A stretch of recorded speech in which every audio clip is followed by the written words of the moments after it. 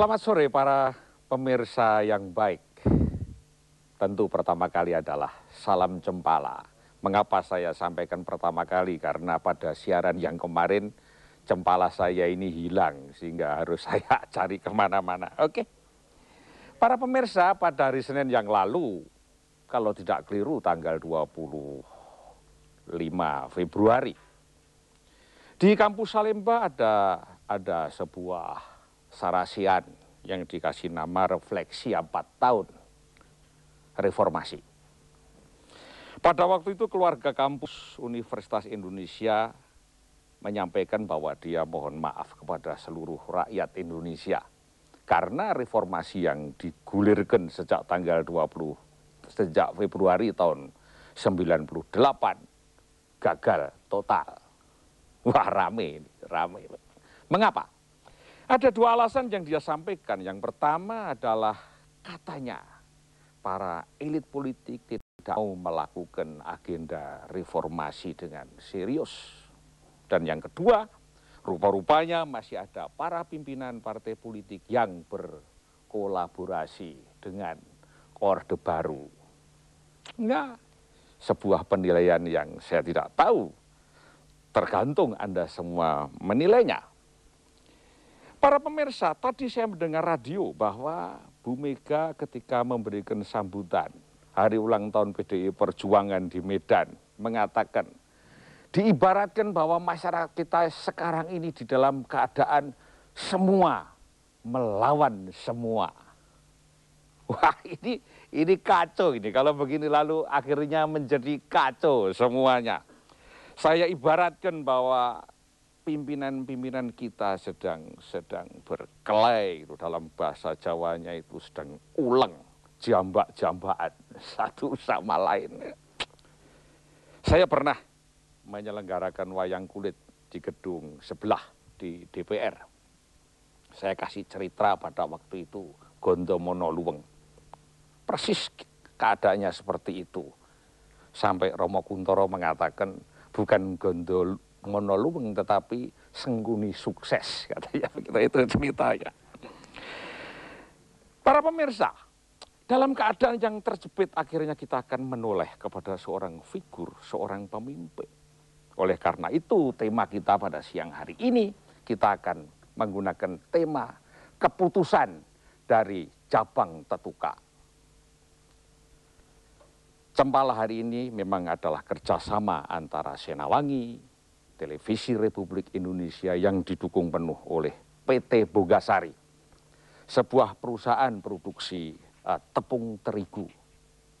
Dia menjadi besar karena dia senantiasa mendengarkan petunjuk daripada para nenek moyang, yaitu Tunosata Badisana. Para pemirsa, 250.000 buat Anda yang nanti pada penghujung acara ini bisa menjawab dengan tepat kuis kami, dan 500.000 bagi Anda yang bersedia untuk mengirimkan kartu pos menjawab pertanyaan kami dengan benar. Kita sekarang akan melakukan diskusi interaktif. Bagi Anda yang ingin bergabung dengan kami, silahkan berhubungan dengan kami di studio. Telepon bagi yang ada di Jabodetabek 574 52 dan 61, dan yang di luar Jabodetabek silahkan tekan 021 574 52 dan 62. Namun sebelumnya, mari kita saksikan keputusan si Jabang Tetuka dalam cerita Gatot Kaca Gugur yang nanti akan disampaikan oleh Kang Eka. Mangga Kang, Gatot Kaca Gugur Kang.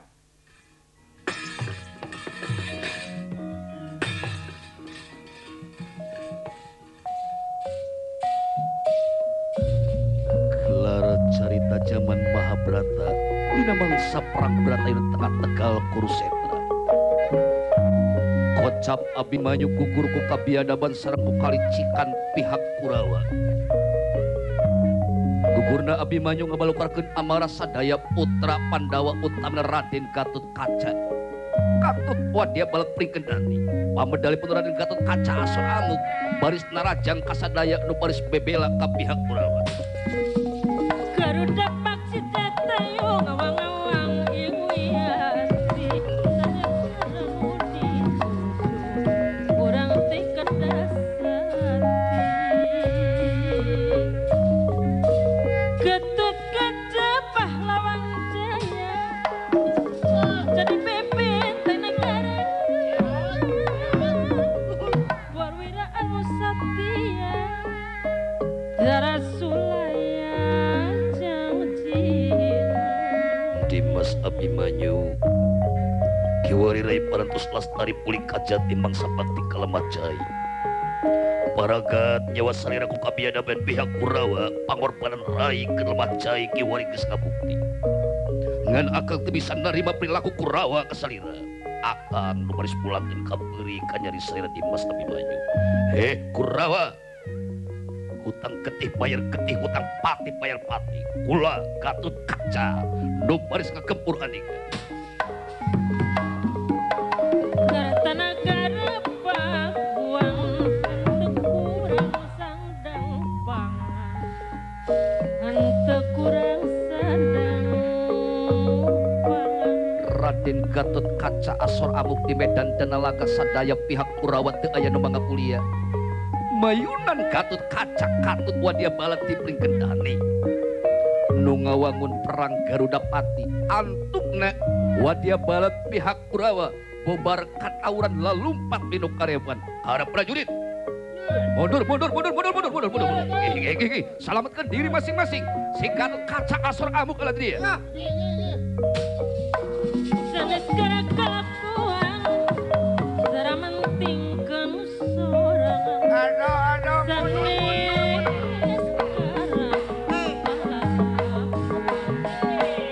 dara mentingkeun sorangan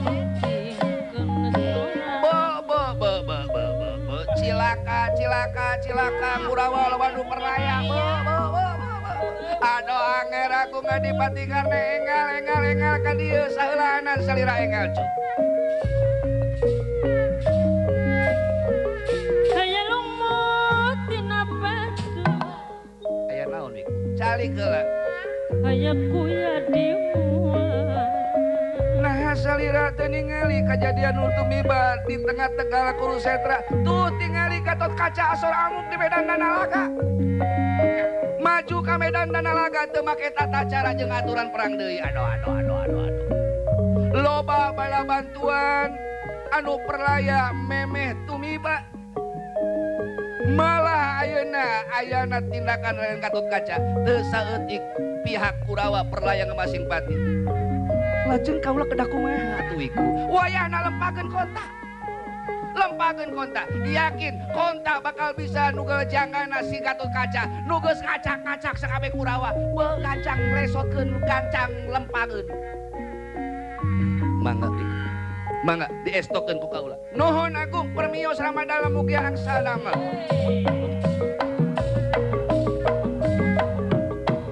lumayan saprang salayan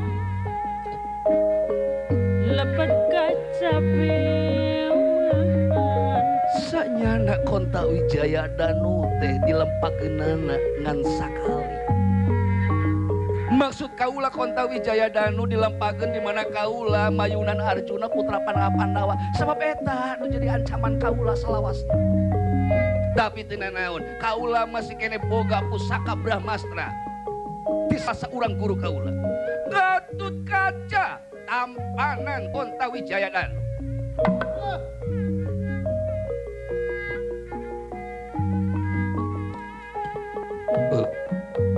cilaka nyata wa adipati karena maut Jampari sedangkan nurutkeun katerangan ti kesejeng Ibu Dewi Arimi salah sahiji pusaka wa adipati bakal jadi ancaman kaula batan kaula perlaya sameh mangsa leuwih hade kula manjat ing Jomantara pikeun nyalametkeun diri kaula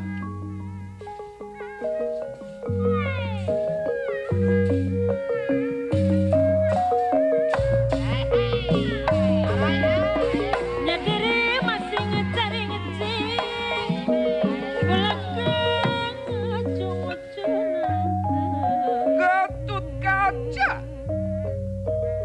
tampanan pusaka kula Konta Wijaya Danu anu bakal nugel jangka andika pinasti ajal hawamu.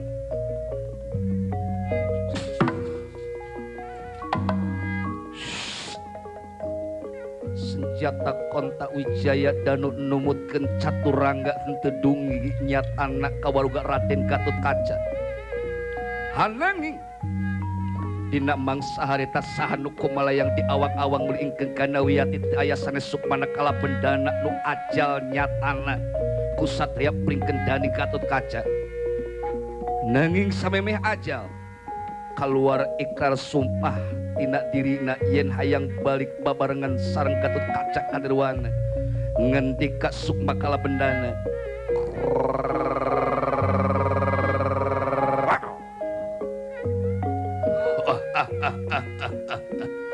Wah, cundukanna waktu nitikanna wancininggang kana mangsa ayeuna kaula bakal patepang-patepung laung paamprok jongok. Dadoy lo.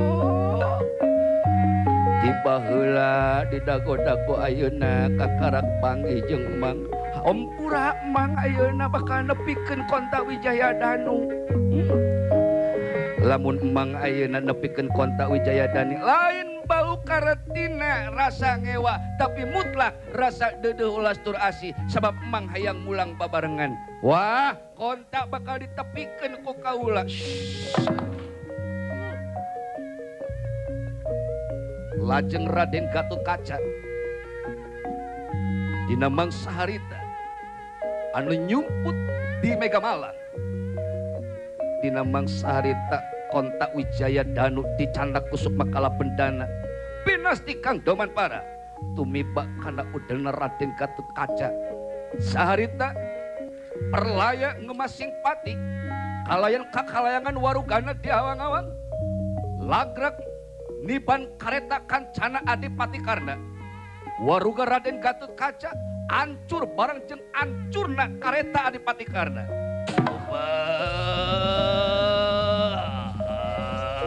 Loh.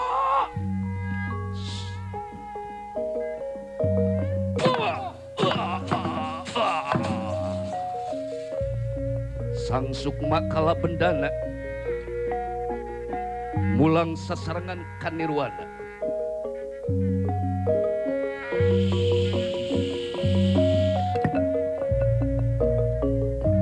Tutup lawang Sigotaka.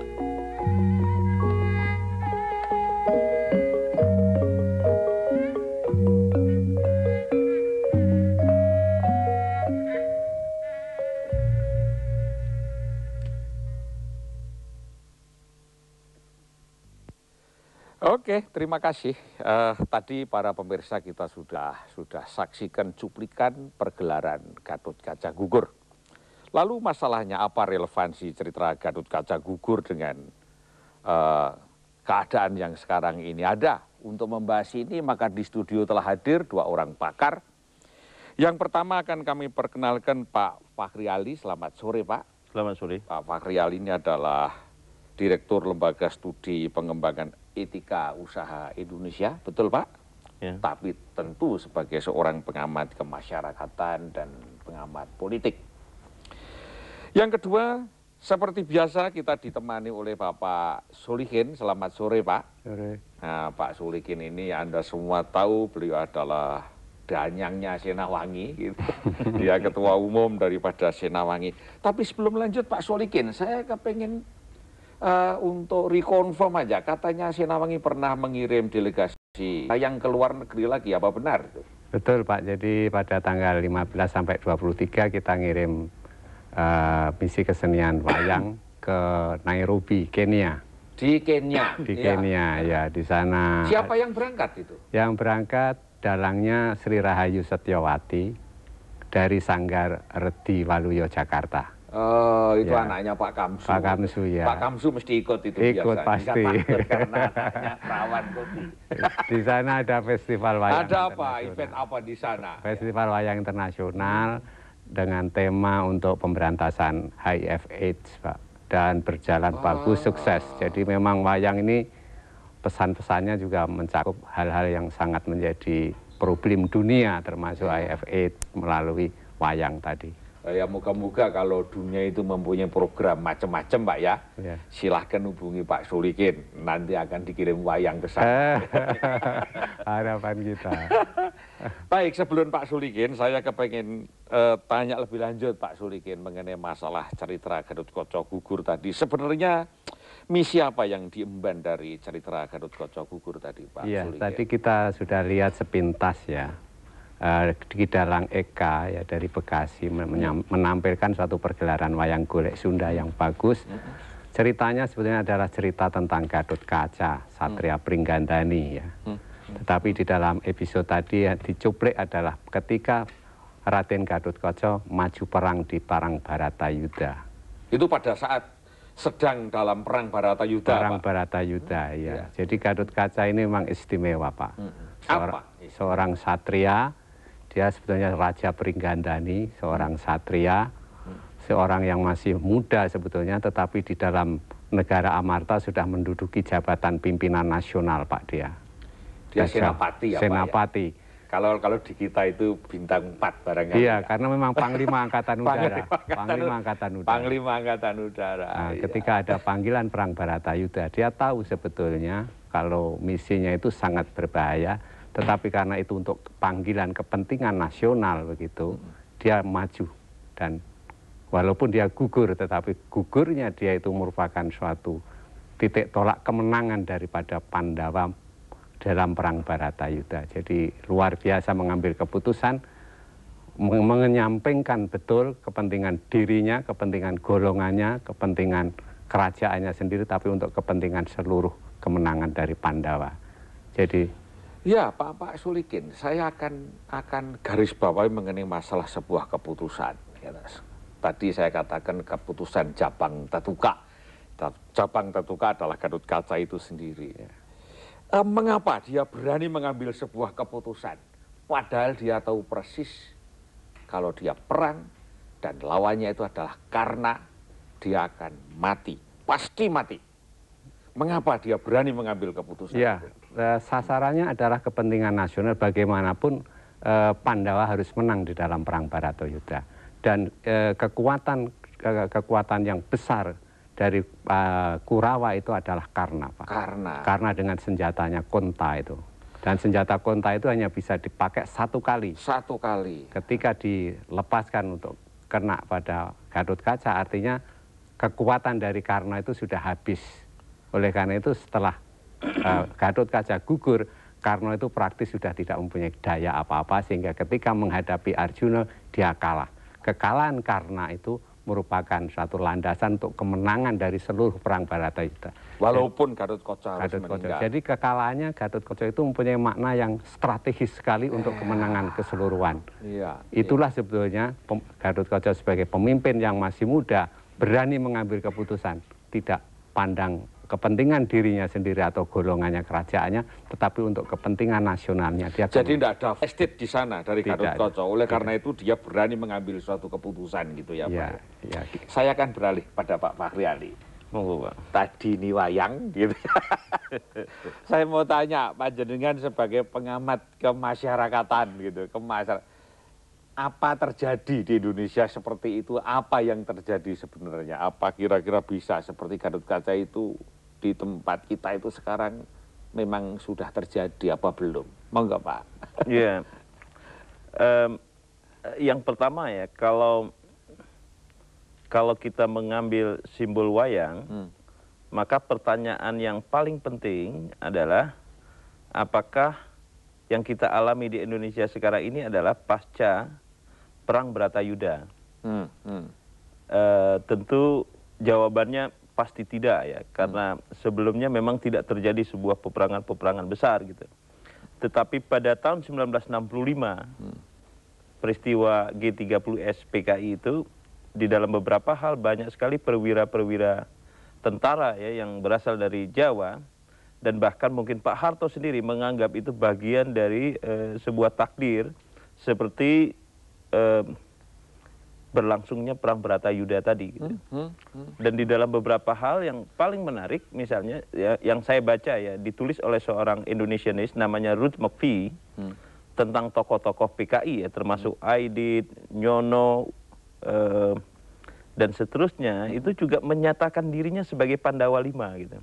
Nah, jadi maksud saya, wayang ini memang telah mengalami proses internalisasi, tetapi penafsiran terhadap wayang bersifat post factum. Artinya apa? Artinya, siapa yang menang, maka kemudian paling berhak memberikan penafsiran. Dialah yang benar gitu. Iya, iya. Nah, itu yang saya katakan tadi menjadi sulit menafsirkan realitas Indonesia sekarang ini sebagai pasca Bharatayuda gitu. Ya. Tapi oke, kita kembali kepada Gatot Kaca tadi. Jadi dia sedang dalam Bharatayuda. Kalau Gatot Kaca Ya. memang dalam Bharatayuda. Dalam Bharatayuda. Kejadian ini. Iya. Tetapi keputusan yang diambil dan keinginan dia untuk mengorbankan diri dalam sebuah desain besar sebenarnya. Ya. Dan di sini saya kira nanti Pak Solini akan menjelaskan peranan Kresna ya, yang sebagai ahli strategi yang paling ulung. Ya. Siapa harus lawan siapa dan senjata siapa yang harus mati lebih dulu. Ya. Saya kira ini memang menarik untuk dilihat. Nah, kalau kita lihat sekarang, memang pengorbanan semacam itu yang susah kita cari pada pemimpin-pemimpin dewasa ini. Bisa dikasih contoh? Iya, saya ingin misalnya begini, saya pernah berbicara hanya beberapa saat yang lalu, mungkin minggu lalu, dengan salah seorang deputi dari Menteri Menek ya, Menek BUMN. Dan dia mengeluh sekali, kenapa para pemimpin ini, maksudnya para politisi, itu sama sekali tidak berusaha saling dukung-mendukung satu sama lain untuk kepentingan bangsa secara keseluruhan. Jangan bicara partai, jangan bicara faksi, jangan bicara kepentingan golongan masing-masing. Ini bangsa dan rakyat sedang sekarat. Gitu. Nah, jadi maksud saya, seorang birokrat ya, yang sama sekali tidak ingin terlibat di dalam politik pun, tiba-tiba merasa bahwa perjalanan Indonesia ini seakan-akan mengalami hal buntu karena tidak ada tokoh seperti Gatot Kaca itu tadi gitu, yang rela kemudian oke, biarlah partai saya kalah, misalnya gitu, oke, biar pendapat saya tidak diterima, tidak apa-apa, tetapi yang penting adalah bagaimana persoalan bangsa ini bisa diselesaikan gitu. Nah, di dalam beberapa hal walaupun tidak tepat betul, simbol dari Gatot Kaca ini juga menyembul pada upaya kemudian sebagian kaum intelektual, ada juga Lemhanas yang menginginkan supaya seluruh tokoh-tokoh politik dari partai politik tertentu yang sedang memegang kekuasaan di dalam pemerintahan melepaskan diri. Sekedar untuk menunjukkan, katanya, Anda sudah berkuasa, maka yang harus Anda pikirkan adalah seluruh rakyat Indonesia, bukan hanya partai politik Anda gitu. Ya, benar. Nah, ini maksud saya, kalau kita ingin sedikit menarik kejadian Gatot Kaca, pengorbanan Gatot Kaca itu sebagai simbol dari loyalitas total terhadap bangsa dan negara tanpa melihat faksi maupun partainya masing-masing. Golongannya Gatot Kaca itu sendiri. Sendiri, Pringgodani. Ya. Ya, memang masalah itu senantiasa menjadi perhatian kita ya, apalagi dalam keadaan begitu. Ada satu hal, Pak Fakhri Ali, yang ingin kami sampaikan, kepemimpinan yang bagaimana ya. Tadi pasti sudah tercermin tadi itu bahwa seorang pemimpin harus, Pak Sulikin mengatakan, berani mengambil sebuah keputusan. Mungkin keputusan itu tidak populer karena lalu mengorbankan kelompoknya, lalu mengorbankan bahkan dirinya sendiri. Tipe kepemimpinan yang bagaimana sebenarnya yang dibutuhkan bangsa ini, bukan yang kemarin. Kalau kemarin kita pernah melihat umpamanya, tadi Pak Fakhri Ali menceritakan bagaimana Pak Harto pada waktu itu pernah mengambil sebuah keputusan untuk pada saat dia tahun 65 membubarkan PKI umpamanya. Pada saat-saat yang bangsa ini merasa terhina oleh Prong pada waktu itu ya, ya udah usah memakai IGGI, lalu timbullah CGI gitu ya, dan jalan gitu ya, dan itu jalan. Dalam keadaan yang sekarang ini, yang tadi Ibu Mega mengatakan semua melawan semua. Bahkan James Castle mengatakan bahwa sekarang itu kritik yang ditujukan itu hanya sekedar untuk menjatuhkan pemerintahan. Dalam tulisannya beberapa hari yang lalu. Kepemimpinan yang bagaimana sebenarnya yang paling ideal, ya, yang sekarang ini mestinya muncul gitu. Ya, kalau saya mau berterus terang, Ya. saya ingin mengatakan bahwa yang dibutuhkan oleh orang Indonesia sekarang ini adalah seorang bapak atau seorang ibu, Ya. gitu. Di dalam pengertian seperti di dalam keluarga. Nah, problem kepimpinan di Indonesia sekarang ini adalah bahwa yang muncul adalah primus inter pares. Ya, jadi kalau di dalam bahasa Inggrisnya itu the best among the equals. Ya. Ya, yang paling bagus di antara sebenarnya sama mereka. Nah, di sini misalnya Mas Amin ya, sama Bang Akbar, sama derajatnya, Mbak Mega sama, Kiai Abdurrahman Wahid sama dan segala macam. Ya. Nah, pada masa Bung Karno ya, di masa lalu itu seluruh orang-orang yang berada di bawah dia itu adalah anaknya. Nah, Pak Harto juga seperti itu gitu. Nah, sehingga kemudian mereka punya pedoman, punya kata putus. Nah, kalau di Indonesia sekarang ini tidak ada yang memutuskan apapun. Makanya Karena kalau Mbak Mega mengeluh, semua equal gitu ya. Iya, semua tidak equal. ada yang di atasnya sedikit pun tidak ada. Iya. Baik, ini ada satu masuk barangkali Monggo, sebuah monggo. pertanyaan sebelum kita lanjutkan. Halo, selamat sore. Monggo, selamat sore. Siapa dari mana ini? Selamat sore, Inge dari mana? dari Denpasar ini. Denpasar. Siapa Bapak? Dengan Bapak Yanto. Pak Yanto. Kami persilahkan.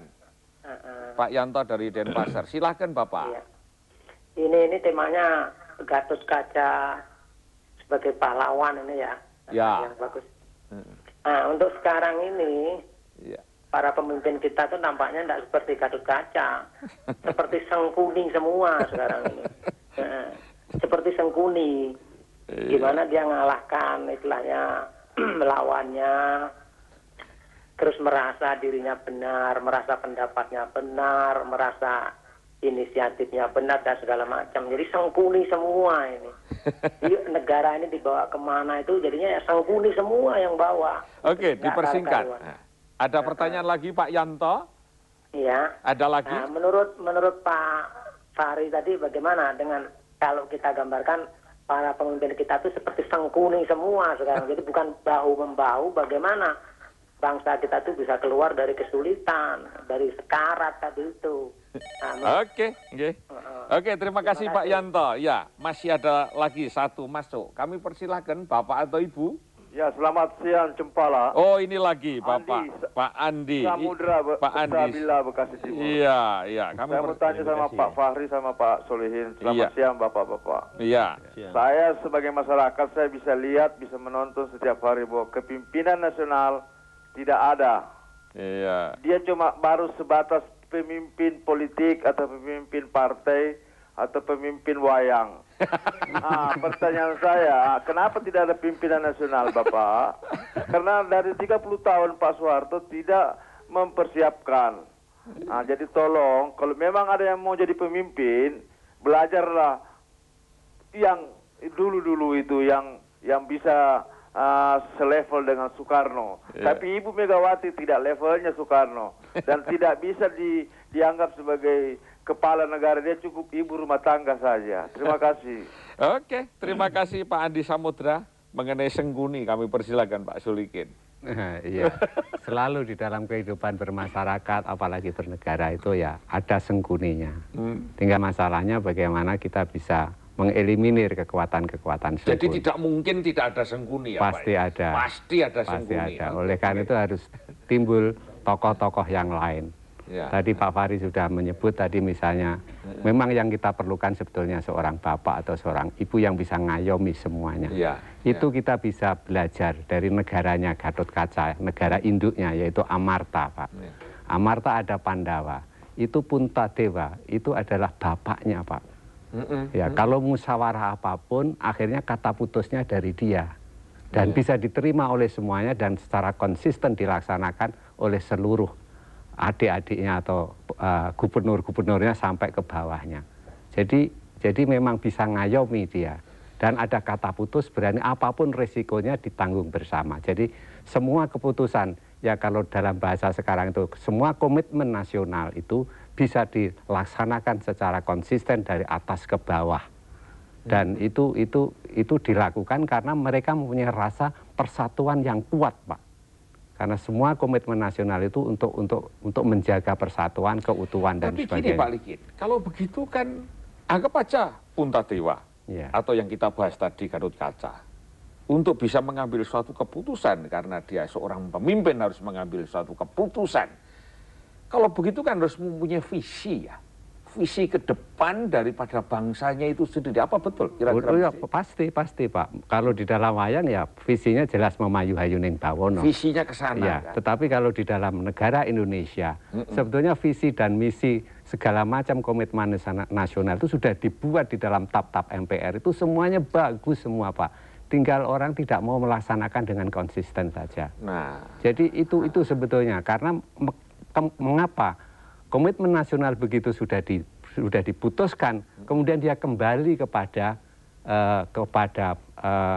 kelompoknya masing-masing. Sehingga tidak bisa diberlakukan. Nah di sini ini sebetulnya makanya sebetulnya kalau bisa belajar dari para Pandawa itu, begitu komitmen nasional dibuat, kemudian dilaksanakan secara konsisten, apapun konsekuensinya dalam semua bingkai negara. Kesatuan negara Amarta itu. Jadi kira-kira kan catatannya adalah sebagai berikut. Seseorang pemimpin harus memutuskan. Untuk bisa memutuskan dia harus mempunyai visi. Yang kedua, karena harus berani memutuskan dan oleh karenanya dia itu juga harus mengerti mengenai kultur apa saja yang akan terjadi supaya bisa dilakukan kan Pak. Masalahnya kan itu. Iya ya, karena semua keputusan itu akhirnya harus bisa dilaksanakan, kalau tidak ya itu wacana saja dan kita bikin frustrasi Pak. Oleh karena itu sebenarnya seorang pemimpin itu selain dia visinya bagus, kebijakannya bagus, tetapi semua kebijaksanaan itu harus operasional. Pak Fakhri Ali, apa yang terjadi sekarang Pak? Iya, yang saya sedang membayangkan sebenarnya bukan Sengkuni ya sebenarnya. Tapi yang saya bayangkan tokoh yang sedikit agak positif di dalam wayang namanya Sumantri kalau saya nggak salah. Yang mempunyai adik jelek sekali. Dan kemudian Sukrosono namanya. Sukrosono ya. Lalu kemudian padahal Sukrosono sudah mengabdi begitu besar ya kepada dia, membantu apa saja, tapi karena dia malu kepada adiknya yang jelek itu, dia minta pengorbanan adiknya untuk lenyap dari permukaan bumi. Sebabnya malu dia. Dan di atas segala-galanya yang paling menarik adalah bahwa dia minta mertuanya yang raksasa itu juga untuk terbunuh atau itu cerita lain dari Sumantri. Tapi yang Sumantri tadi. Nah enggak, maksud saya, apakah para pemimpin sekarang ini setelah dia melakukan kampanye, membuat janji, membuat apa dan segala macam, lalu kemudian sudah duduk ya di dalam katakan singgasana politik tertentu, dan dia bersumpah gitu dan dia bersumpah segala macam, lalu kemudian karena persoalan-persoalan struktural, karena hambatan-hambatan yang dia tidak mampu untuk mengatasinya dengan segera, maka terpaksalah adiknya seperti Sumantri tadi, misalnya Mama Sumantri ditinggalkan, atau mertuanya, walaupun itu mungkin versi lain ya dari itu, dan seterusnya gitu, narasoma ya. Oh itu narasoma ya? Yang satu narasoma. Ya betul ya, sorry. Kalau gitu ya saya. Nggak apa-apa, sama, anunya sama. Hampir sama ya? Oke. Nah, mungkin ini yang terjadi. Jadi begitu kemudian para pemimpin politik ini muncul ke depan, maka sebenarnya tantangan-tantangan yang mereka hadapi itu tidak lagi ya pada level seperti aspirasi rakyat sebelumnya, tidak lagi pada level mengikuti aspirasi rakyat secara telanjang. Segala sesuatu harus diatur. Nah, misalnya ya bagaimana kiat mereka berhadapan dengan IMF. Misalnya ya. Sebab kalau IMF marah, wah itu bencana. Dianggap sebuah bencana gitu. Dianggap sebuah bencana, dan dalam beberapa hal bisa juga bencana karena dia itu adalah sebenarnya IMF itu tidak penting, tetapi capnya yang penting. Capnya bahwa ini negara, katanya. Lalu orang datang ke Indonesia untuk investasi, untuk apa dan segala macam gitu. Nah, Tetapi kebijakan IMF sama sekali jauh dari ideologi PDIP misalnya, yang konon katanya merakyat. Ya. Sebab kemudian BCA harus dijual misalnya ya, privatisasi BUMN, pergantian pimpinan-pimpinan di BUMN dan seterusnya untuk mengarah ke arah privatisasi. Pada saat yang sama misalnya subsidi harga-harga harus dinaikkan gitu. Nah, rakyat kemudian bertanya, ini bagaimana gitu. Nah, ini mungkin problem Sumantri. Gitu. Kalau mudah-mudahan saya benar ya, walaupun menurut saya mungkin tidak tepat. Di dalam konteks dunia wayang ini tadi gitu. Kalau kita mau memahami Indonesia di dalam perspektif itu, walaupun harus kita akui tidak semua bisa kita pahami ya. Indonesia yang kompleks ini yang kemudian kaitannya dengan dunia internasional bisa dipahami hanya di dalam perspektif wayang. Tapi ada tadi yang dikatakan oleh Pak Andi Samudra, seorang pemimpin yang dipersiapkan. Bagaimana komentar Anda? Saya kira pemimpin itu dilahirkan ya tidak bisa dipersiapkan. Bung Karno saya kira dia dilahirkan. Bung Hatta dilahirkan. Pak Harto saya belum pernah ketemu dengan Pak Harto, salaman pun belum pernah, apalagi dapat duitnya. Tetapi harus saya katakan Pak Harto adalah seorang pemimpin yang hebat, ya, dengan seluruh kekurangannya. Dan dia tidak dilahirkan, dia tidak diciptakan, Pak. Dia tidak disiapkan. Dia dilahirkan. Ya, betul. Nah, situasi sekarang ini begitu baur, begitu sang bapak kata Mas Solihin tadi hilang, ya, maka sang anak ini lagi berebut seakan-akan harta warisan dan segala macam. Nah, tidak ada kata putus di antara mereka. Oke, interupsi sedikit. Selamat sore, silahkan masuk, ibu atau bapak. Halo. Kok nggak ada seorang ibu yang masuk ini Pak Likin? Halo. Ya biasanya Bu Nani ini. Halo, mari kami persilahkan. Ya. Halo. Ya, selamat sore Bapak. Selamat sore Pak. Inggih. Nama siapa Pak? Dari mana? Pak Ridwan dari Medan Pak. Pak Ridwan dari Medan. Ya. Saya hanya ingin sedikit berkomentar begini Pak. Ya. Saya kira untuk bangsa kita saat ini, kalau seorang pemimpin itu dia hanya berpikir untuk kepentingan politiknya sendiri, partainya sendiri, atau berpikiran untuk golongannya sendiri, saya kira siapapun pemimpin kita saat ini akan sangat sulit, Pak. Ya. Karena partai di Indonesia ini kan sekarang sangat banyak. Ya. Dan perimbangannya itu boleh dibilang kan berimbang. Ya. Dan saya pun melihat suasana politik kita ya belum dewasa, Pak. Karena begini maksud saya, kita yang namanya oposisi di sini nggak jelas. Jadi artinya, saya lihat kalau komentar pemimpin politik terhadap keputusan pemerintah misalnya, seringkali komentar itu sebenarnya mengarah ke trik politik dia gitu. Jadi bukan komentar murni gitu untuk kebaikan. Jadi saya kira untuk pemimpin masa depan bangsa ini dibutuhkan seorang pemimpin yang berani berkorban gitu Pak. Baik untuk kepentingan politik dia, untuk kepentingan kepribadian dia, pribadi dia gitu Pak. Iya. Artinya dia bisa mengayomi seluruh kepentingan di seluruh Indonesia ini. Itu saya kira seorang pemimpin yang bakal sukses dan harus punya keberanian Pak. Ya. Kalau dia nggak punya keberanian, maka akan gagal membawa bangsa ini karena dia banyak serangan gitu. Oke dia Pak. Harus berani jadi negarawan sejati lah gitu, pahlawan gitu Pak. Baik Pak Ridwan. Saya, Pak. Terima kasih. Terima kasih Pak Ridwan. Siapa yang masuk? Kami persilahkan. Halo. Selamat sore, siapa yang masuk? Halo, selamat sore Pak. Ya, siapa Bapak? Assalamualaikum. Waalaikumsalam. Bapak siapa, dari mana? Pak Beni Pak, dari Depok. Pak Beni dari Depok. Kami persilahkan Pak, monggo. Berkaitan dengan masalah apa yang Bapak sampaikan, Pak Ali sampaikan tadi Pak. Ya. Berkaitan dengan masalah pemimpin nasional Indonesia. Ya. Saya rasa Pak perlu sekali sebelum menjadi pemimpin mereka harus introspeksi diri kembali berkaitan dengan masalah kemampuan dia, aktivitasnya, motivasinya, ya, dan mungkin sifat Pak yang paling penting. Iya.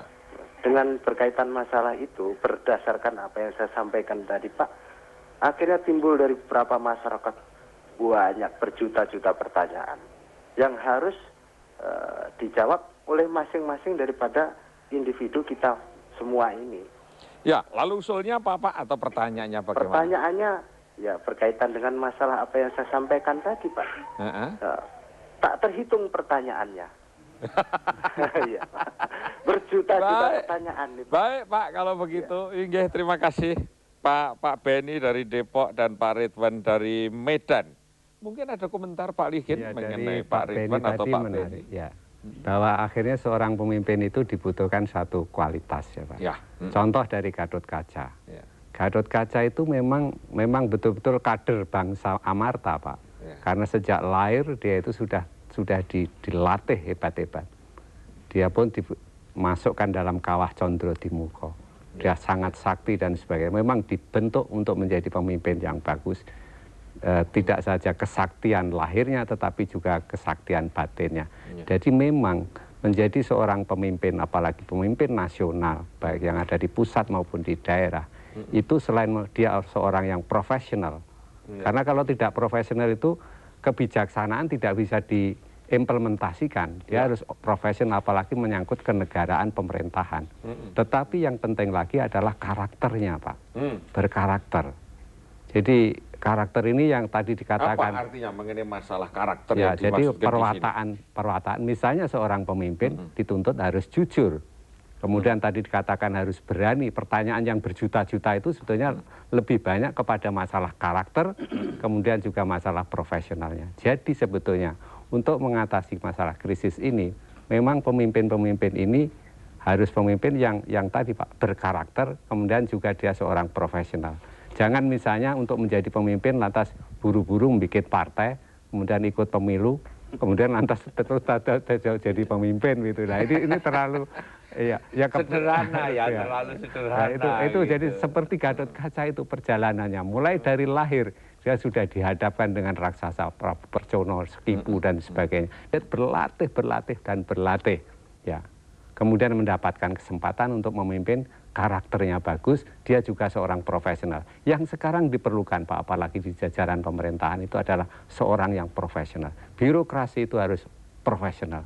Kalau tidak, apapun keputusan-keputusan pemerintahan kenegaraan itu tidak bisa dilaksanakan karena toh birokrasinya sebagai prime mover dari semua kegiatan. Jadi profesionalisme penting. Ya, terima kasih Pak Ligin. Kembali lagi Pak Fakhri Ali ya Pak ya. Tadi Bapak mengatakan bahwa dibutuhkan dalam kondisi sekarangnya adalah seorang bapak gitu ya. Tentu lalu yang tadi juga seorang ibu ya. Bapak atau ibu. Seorang ibu itu ya.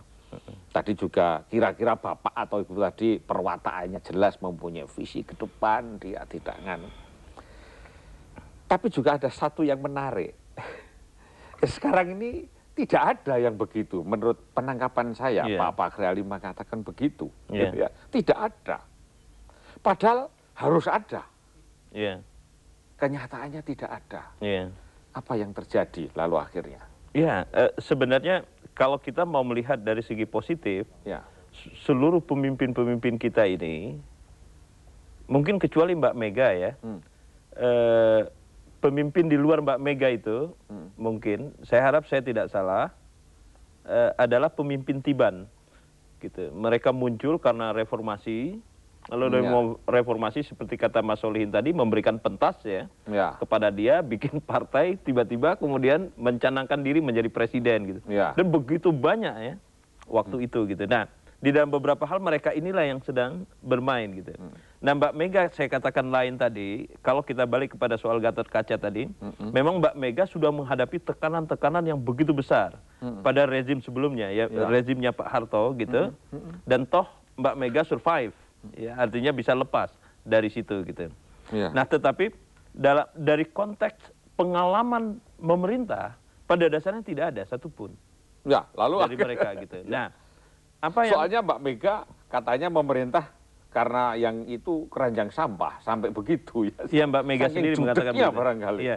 Tapi begini, nah, jadi kalau kita lihat dari segi positif, sebenarnya mereka semua sedang belajar gitu.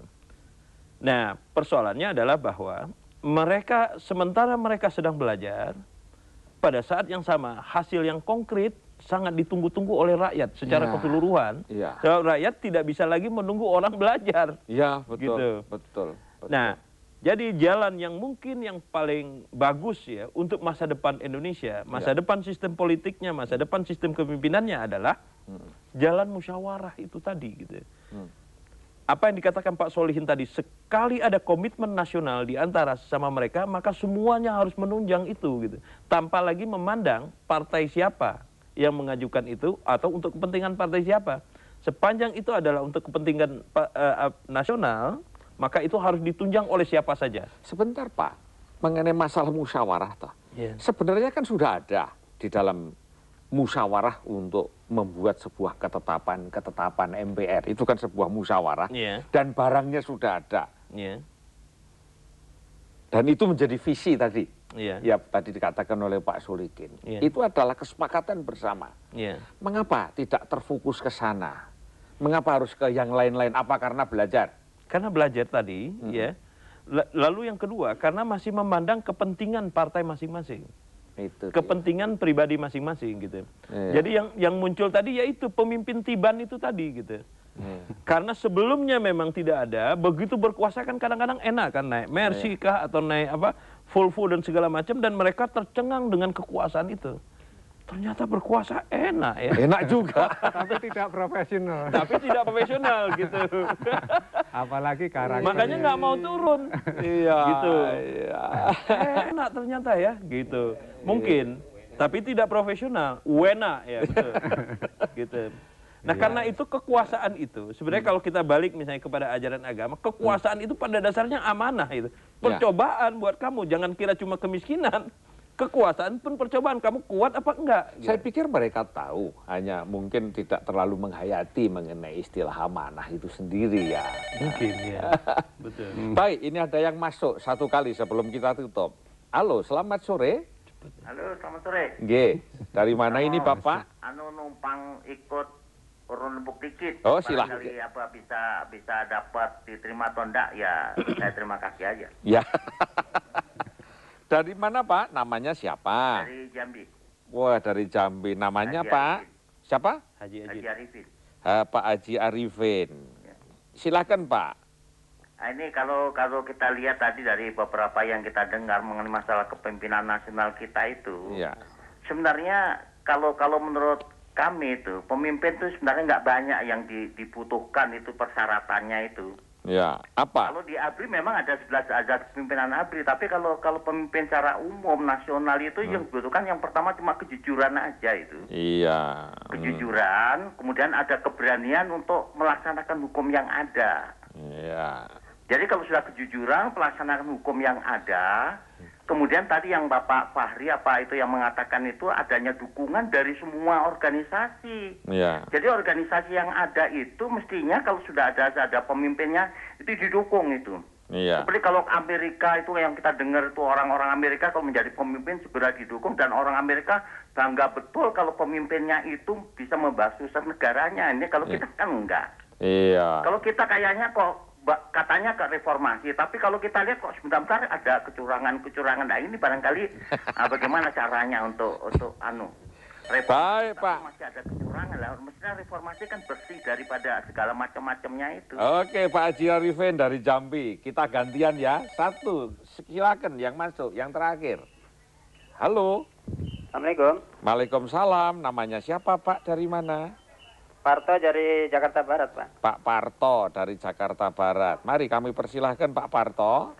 Sedikit hanya menyampaikan informasi atau saran gitu. Ya.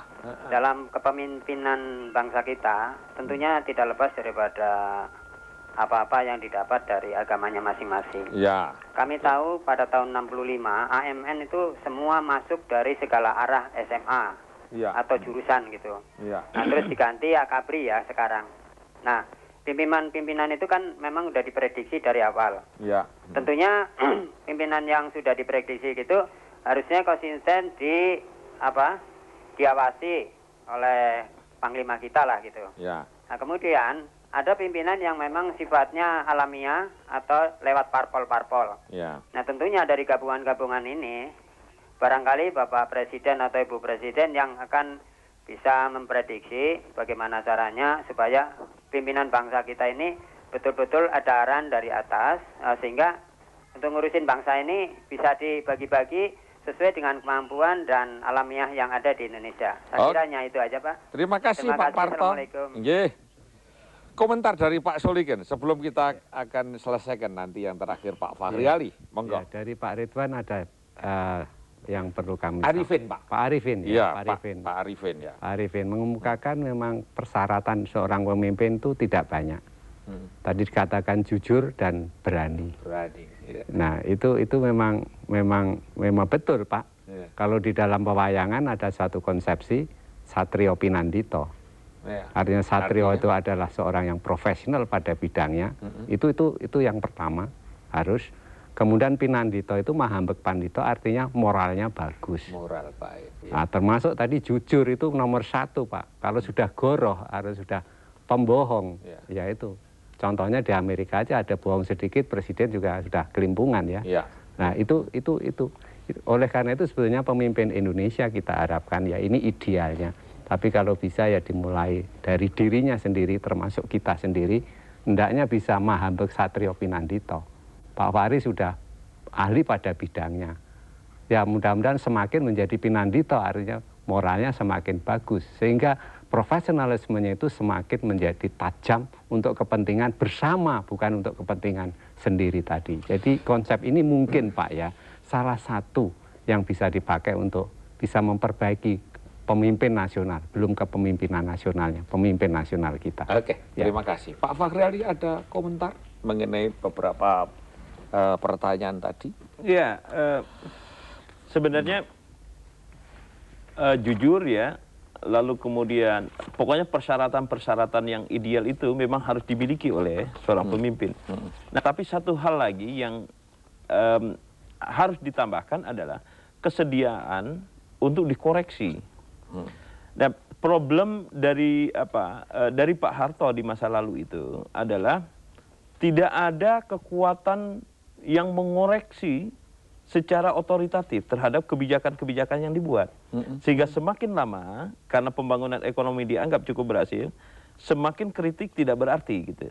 Nah sekarang menurut saya, siapapun yang menjadi pemimpin harus sangat mendengar pada kritik gitu. Tanpa kritik, Anda tidak akan tahu bahwa Anda berbuat salah. Gitu. Nah ini mungkin tambahan dari ini tadi gitu.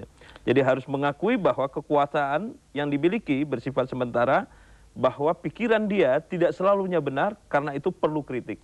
Mungkin ini salah satu jalan menciptakan seorang pemimpin yang acceptable ya. Kritik yang tidak menjatuhkan ya Pak ya? Kritik yang tidak menjatuhkan, ya, jelas lah. Kalau menjatuhkan itu namanya narik ke bawah. Oke, terima kasih. Saya sudah mendapatkan petunjuk ini dari petugas televisi bahwa saya harus mengakhiri diskusi sore hari ini. Namun ada beberapa hal yang akan menjadi catatan diskusi interaksi kita pada sore hari ini. Yang pertama, terus terang kami sekarang sedang merindukan seorang pemimpin yang gagah Pak ini, karena memang yaitu orang pemimpin yang cak-cak begitu ya, pemimpin yang tas-tas, bukan pemimpin yang gendula-genduli oposito, pora, nggak laku itu di sini. Dalam keadaan seperti ini, rakyat sudah tidak sabar lagi. Yang kedua, untuk mendapatkan suatu harapan, asal tahta itu digunakan untuk rakyat Pak, selamat semuanya, semuanya akan menjadi selamat.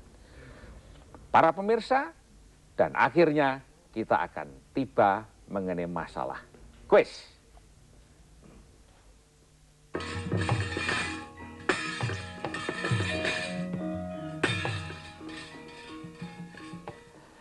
Para pemirsa, sudah tiba gilirannya kita untuk menyelenggarakan kuis. Kuis yang pertama adalah, kita tahu bahwa Semar mempunyai anak 3. Kalau di Jawa sananya namanya Gareng, Petruk, sama Bagong. Tadi kalau yang pertama tadi, KEK itu dalam Sunda, coba sebutkan salah satu anak dari Semar tadi, tapi di dalam wayang golek Sunda. Sebutkan salah satu anak dari Semar, tetapi dalam wayang golek Sunda. Hadiahnya 250.000, lumayan. Banjir-banjir dapat uang 250.000. Kami persilakan. Siapa? Halo. Halo. Mari Pak Nur. Pak Nur, iya Pak Nur, silakan Pak Nur. Oh, Udel. Udel. Atau Dawala. Iya, baik. Terima kasih Pak Nur. Pak Nur mendapat 250.000 dari Senawangi dan selamat. Lalu kuis yang kedua. Apa itu? Kuis yang kedua itu adalah lanjutan daripada kuis 2 minggu yang lalu yang nanti akan dibuka pada tanggal 17 Maret. 17 Maret sekarang ini, jadi 2 minggu yang akan datang.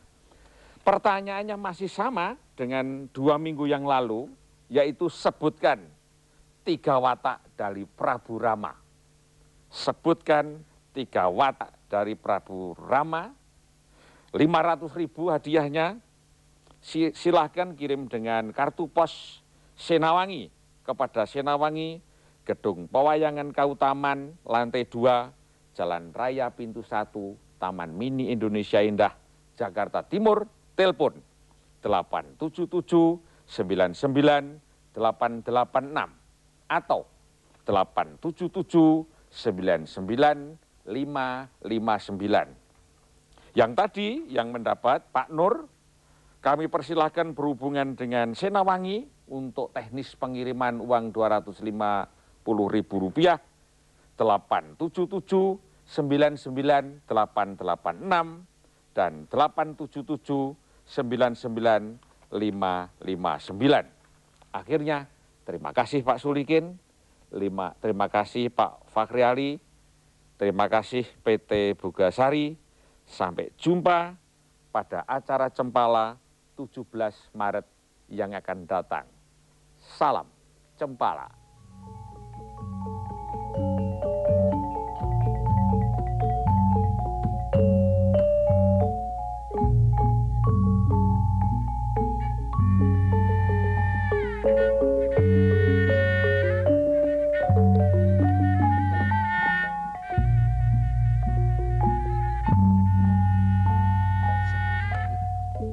Ratu Galuh